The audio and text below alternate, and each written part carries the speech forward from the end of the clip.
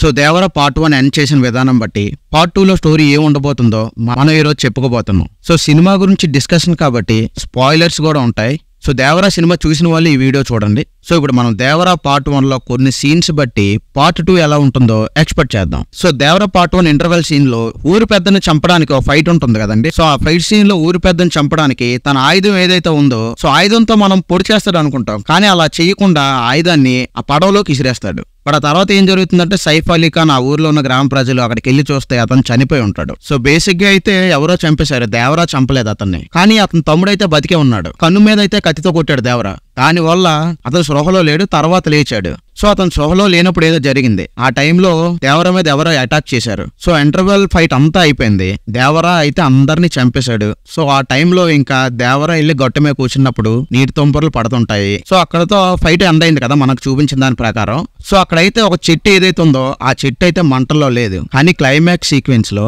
వర కత్తితో పొడుస్తున్నట్టు సీన్ ఏదైతే ఉందో ఆ సీన్ వచ్చేసరికి ఆ చెట్టు మంటల్లో మండుతుంది. సో ఏదైనా పిడిగైనా పడి ఉండొచ్చు, లేదంటే అటాక్ జరుగుతున్నప్పుడు పిడిగి పడుతుండాలి. సో మొత్తానికి ఏదో ఒకటి జరిగింది, ఎందుకంటే చెట్టు అప్పుడు కాలుతుంది కాబట్టి. సో ఈ గ్యాప్ లో ఏదో జరుగుతుంది. సో అంతమందిని చంపేసిన తర్వాత కూడా దేవరా ఇంకో ఫైట్ లో పార్టిసిపేట్ చేశాడు. అండ్ దేవరా అయితే ఆ ఫైట్ లో మధ్య మూతలు అయితే ఉండడు, ఎందుకంటే మధ్యలో ముఖం కూడా కడిగేసుకున్నాడు. ఆ విషయాన్ని మనకు క్లియర్ గా చూపించారు. సో దేవరా అయితే నార్మల్ పొజిషన్ లో ఉన్నాడు. సో మందులో ఉన్నప్పుడే దేవరా అలర్ట్ గా ఉన్నప్పుడు, నార్మల్ గా ఉన్నప్పుడు ఇంకా అలర్ట్ గా ఉంటాడు కదా, డెఫినెట్ గా ఉంటాడు. ఆ తర్వాత వెన్నుపోటు పొడిచి వెనక నుంచి పొడిచే అవకాశాలు కూడా లేవు. సో డెఫినెట్ గా అక్కడ చాలా పెద్ద ఫైట్ అయ్యింది. సో తర్వాత మనకి క్లైమాక్స్ షాట్ లో ఏదైతే చూపించారో అక్కడ రెండు రకాలుగా మనం అర్థం చేసుకోవచ్చు. ఒకటి వరా పొడిచాడు, రెండోది వరా పొడవలేదు, కత్తిని బయటికి తీయడానికి ట్రై చేస్తున్నాడు అనుకోవచ్చు. ఆ క్లైమాక్స్ లో మనకు చూపించిన షాట్ లో అది మనకు పొడుస్తున్నట్టే చూపించారు. అండ్ కత్తితో పొడిచినప్పుడు కూడా ఒక సౌండ్ వచ్చింది పొడిచినట్టు, అంటే దాని అర్థం మన కత్తితో పొడిచినట్టే అని అర్థం చేసుకోవచ్చు. అండ్ ఆ కత్తిని ఇలా చేతితో పట్టుకుని ఉన్నప్పుడు దేవరా చేతులు వదిలేసి ఇలా వాలిపోతాడు, పక్కకి వాలిపోతాడు. అంటే తనైతే అలా కత్తి పట్టుకునే ఉంటాడు, అంటే తనే కత్తిని కూర్చున్నట్టుగా అయితే మనకి ఆ సీన్ లో అర్థం అవుతుంది. అంటే కత్తిని ఎక్కడ కూడా లాగడానికి ట్రై చేసినట్టు అయితే మనకి అనిపించలేదు. సో డెఫినెట్ గా వర అయితే ఏదో చేసి ఉండొచ్చు. ఎందుకు చేశాడు ఏంటనేది మనం సెకండ్ పార్ట్ లో చూడొచ్చు అనుకోండి. దేవరా చనిపోయాడు అనుకుంటున్నాడు, కానీ అది కూడా జరగలేదు.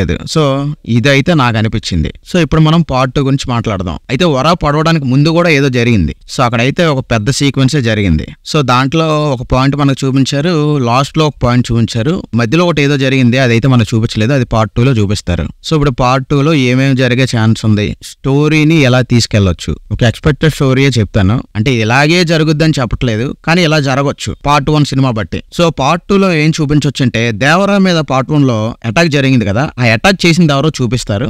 మాక్సిమం అటాక్ చేసింది అయితే సింగప్ప అయ్యే ఛాన్స్ ఉంది. అంటే ప్రకాష్ రాజే తన ప్లాన్ తో తన వాళ్ళతో అటాక్ చేసే ఛాన్స్ ఉంది. ఆ తర్వాత దేవరా బతికే ఉన్నాడు. ఇన్నాళ్ళు దేవరా అయితే హైడింగ్ లో ఉన్నాడు, ఒక ఐలాండ్ లో హైడింగ్ లో ఉన్నాడు. అయితే దేవరా కత్తితో పొడవబడ్డాడు కదా, మరి దేవరాని కాపాడింది ఎవరు? క్యాప్టెన్. బేసిక్ గా దేవరా ఒకసారి ఒక క్యాప్టెన్ కాపాడాడు కదా, సేమ్ క్యాప్టెన్ మళ్ళీ దేవరాని కాపాడతాడు. అంటే ఇంకా రుణం తీర్చుకుంటాడు అనమాట తనని కాపాడినందుకు. సో అంతా కత్తి దిగిపోయిన తర్వాత దేవరా ఎట్టా పట్టుకుతాడు అంటే, సో దేవరా అంటే ఒక super human kind of person అనమాట. అంటే మనకు అలా చూపించారు కాబట్టి, అంటే దేవరా చాలా పవర్ఫుల్ కాబట్టి. సో అంతటి పవర్ఫుల్ పర్సన్ అయితే ఒక కత్తివేటుకి చచ్చిపోడు. ఎక్కడ దాకా ఎందుకు, ఆ క్యాప్టెన్ కే 2 కత్తివేట్లు పడ్డాయి, ఆ క్యాప్టెనే బతికాడు. అలాంటిది అంత పవర్ఫుల్ అయిన దేవరా బతికుండడా? సో ఆ క్యాప్టెన్ వస్తాడు, కాపాడతాడు, సేవ్ చేస్తాడు, ఒక ఐలాండ్ లో దేవరాని దాచించుతాడు. అదనమాట పాయింట్. ఆ తర్వాత వరాకి దేవరా కూడా ఏదో ఫ్లాష్ బ్యాక్ ఉంటది. ఆ ఫ్లాష్ బ్యాక్ లో అయితే ఏదో తెలియని ఒక మిస్టరీ ఇన్సిడెంట్ అయితే జరిగి ఉండొచ్చు. అంటే బేసిక్ గా వరా ఫస్ట్ పార్ట్ లో మనం గమనించినట్టయితే ఊరుకూరుగా అరుస్తుంటాడు దేవరా మీద, అంటే ఆ కోపం అదంతా చూపిస్తుంటాడు దేవరా మీద వర.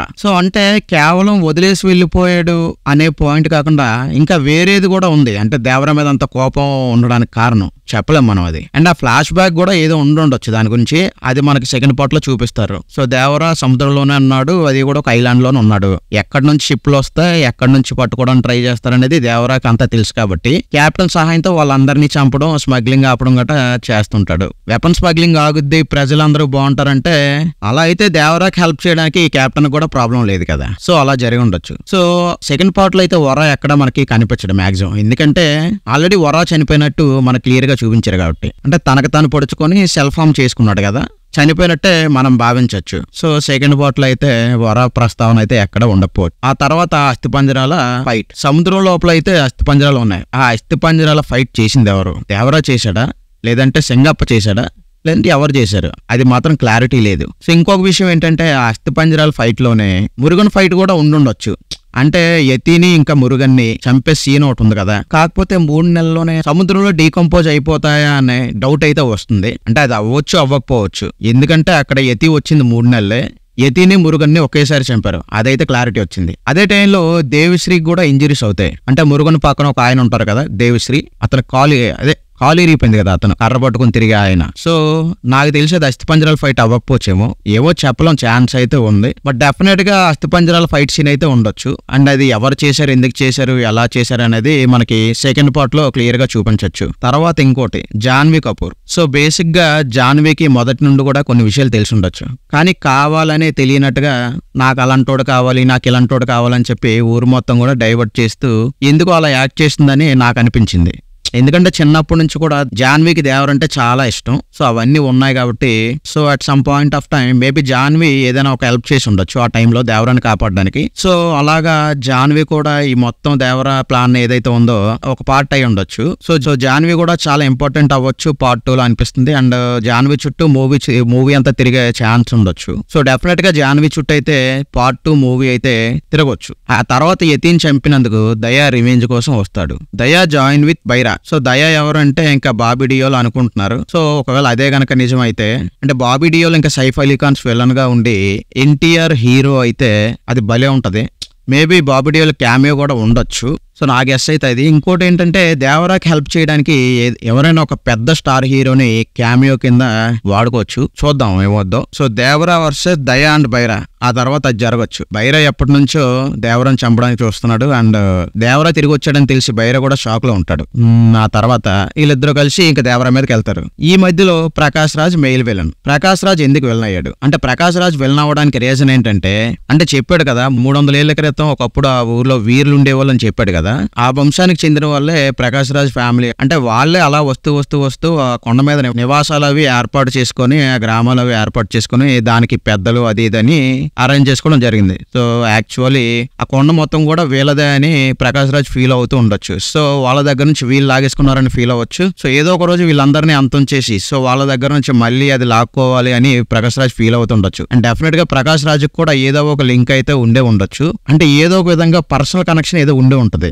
అది దేవరతో గానీ లేకపోతే ఇంకెవరితోనైనా మేబీ డెఫినెట్ గా అక్కడ ఉన్న వాళ్ళతో చాలా గట్టిగానే పర్సనల్ కనెక్షన్ అయితే ఉండే ఉంటది ప్రకాష్ రాజ్ కి. సో అది ఏంటి అనేది ప్రస్తుతానికి మనకైతే అంత చెక్కట్లేదు.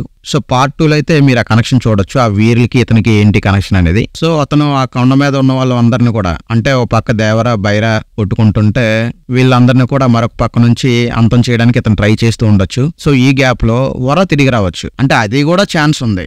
లేదు వర వెనక్కి రాకపోతే ఇంకొక స్టార్ హీరో అయితే ఎవరైనా వెనక్కి రావచ్చు. సో ఒకవేళ వర వెనక్కి వచ్చేటట్టు అయితే దానికి 2 పాయింట్లు ఉంటాయి.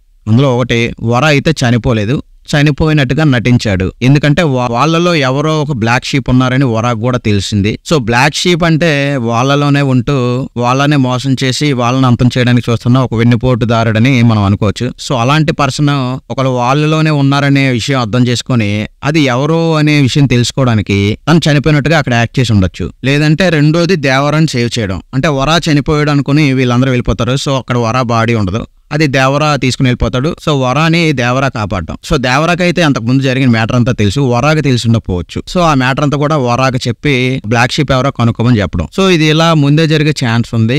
అంటే కాపాడిన తర్వాత చెప్పొచ్చు, లేదంటే వరా సముద్రంలోకి వెళ్ళినప్పుడు దేవరా కనబడినప్పుడు ఎప్పుడైనా చెప్పుండొచ్చు. సో దేవరాకి వరా హెల్ప్ చేసి ఇద్దరు కలిపి దయ్యానైతే చంపేస్తారు. అండ్ సింకప్ప చేస్తున్న దారుణం వచ్చి తెలుసుకొని బైరా కూడా దేవరాతో కలిసి చేతులైతే కలుపుతాడు. సో ఆ తర్వాత సింగప్ప కూడా ఒక కనబడిన ఆర్మీ అయితే ఉంటది ఎవరికి తెలియకుండా. సో ఆ హిడెన్ ఆర్మీతో సింగప్ప కూడా పెద్ద ట్విస్ట్ ఇచ్చి అన్ఎక్స్పెక్టెడ్ ఫైట్ తో అయితే వస్తాడు. సో దేవరా వరా బైరా ముగ్గురు కలిపి సింగప్ప ఇంకా తన ఆర్మీని కంప్లీట్ గా చంపడం జరుగుద్ది. అండ్ ఈ గ్యాప్ లో వీళ్ళ సైడ్ నుంచి కూడా ఇంకెవరైనా వచ్చే ఛాన్స్ ఉండొచ్చు. అంటే సింగప్ప సైడ్ నుంచి కూడా ఇంకెవరైనా అడిషనల్ గా వచ్చే ఛాన్స్ అయితే ఉండొచ్చు, అది మనం చూడాలి. సో ఇది మన గెస్ అండి. అంటే ఇప్పుడు సింగప్పని అంటే ప్రకాష్ రాజ్ గారిని చంపడంతో పార్ట్ 2 ఎండ్ అవుతుందేమో అని నాకు అనిపిస్తుంది. సో ఆ తర్వాత దేవర వర బైరా ముగ్గురు కలిసిపోవచ్చు. సో ఇంకెలాగా ఇంకొకరు చనిపోయారు, వాళ్ళ తమ్ముడు ఒకటి బ్యాలెన్స్ ఉన్నాడు, దసరా సినిమా వెళ్ళను అతను కూడా మారిపోతాడు. అండ్ శ్రీకాంత్ గారు ఎలాగా మంచి ఆయనే, సినిమా అంతా కూడా దేవరా సపోర్ట్ శ్రీకాంత్ గారికి.